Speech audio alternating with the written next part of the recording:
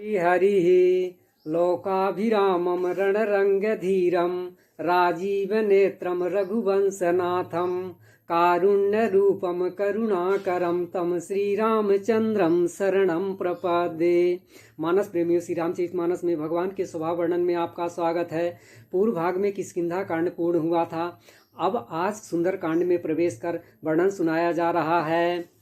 श्री हनुमान जी ने कहा, विभीषण जी सुनिए, प्रभु की यही रीति है कि वे सेवक पर सदा ही प्रेम किया करते हैं। सुनहु विभीषण प्रभु कै रीति, करहि सदा सेवक पर प्रीति। हे सखा सुनिए, मैं ऐसा अधम हूँ, पर श्री रामचंद्र जी ने तो मुझ पर भी कृपा ही की है। भगवान के गुणों को स्मरण करके हनुमान जी के दोनों नेत्रों में जल भराया। असमय अधम सखा सुनु मोहू पर रघुबीर, कीन्ही कृपा सुमिर गुण भरे बिलोचन नीर। जो जानते हुए वैसे स्वामी को भुलाकर विषयों के पीछे भटकते फिरते हैं, वे दुखी क्यों ना हो। जानत हूँ अस स्वामी बिसारी, फिरहि ते काहे न होहि दुखारी। सीता जी हनुमान जी से बोली, श्री रघुनाथ जी तो कोमल हृदय और कृपालु हैं, फिर हे हनुमान, उन्होंने किस कारण या निष्ठुरता धारण कर ली है। कोमल चित कृपाल रघुराई, कभी कहीं हेतु धरी निठुराई। सेवक को सुख देना उनकी स्वाभाविक बान है। वे श्री रघुनाथ जी क्या कभी मेरी भी याद किया करते हैं। सहज बानी सेवक सुखदायक, कबहु कसुरति करत रघुनायक।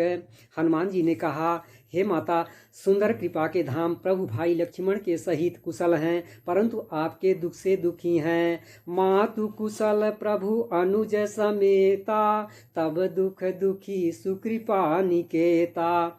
श्री रामचंद्र जी ने यदि खबर पाई होती तो ये विलम्ब न करते। जौ रघुवीर होती सुधि पाई, करते नहीं विलम्ब रघुराई। अंगद जी रावण से बोले, खर के शत्रु श्री रघुनाथ जी शरणागत के रक्षक और दया के समुद्र हैं। शरण जाने पर प्रभु तुम्हारा अपराध भुलाकर तुम्हें अपनी शरण में रख लेंगे। प्रणत पाल रघुनायक, करुणा सिंधु खरारी, गए शरण प्रभु राखी हैं, तब अपराध विसारी। श्री राम जी ने जब बानरों को कार्य किए हुए आते देखा, तब उनके मन में विशेष हर्ष हुआ। राम कपिन जब आवत देखा, किए काजु मन हरस विशेखा। दया की रात श्री रघुनाथ जी सबसे प्रेम सहित गले लगाकर मिले और कुशल पूछी। प्रीति सहित सब भेंटे, रघुपति करुणा पुंज, पूछी कुशल नाथ अब, कुशल देखी पद कंज। जामवान ने हनुमान जी के सुंदर चरित्रकार श्री रघुनाथ जी को सुनाए तो वे चरित्र सुनने पर श्री रामचंद्र जी के मन को बहुत ही अच्छे लगे। उन्होंने हर्षित होकर हनुमान जी को फिर हृदय से लगा लिया और कहा कि हे तात, कहो सीता किस प्रकार रहती और अपने प्राणों की रक्षा करती है। सुनत कृपा निधि मन यति भाए, पुनि हनुमान हरसि अलाए।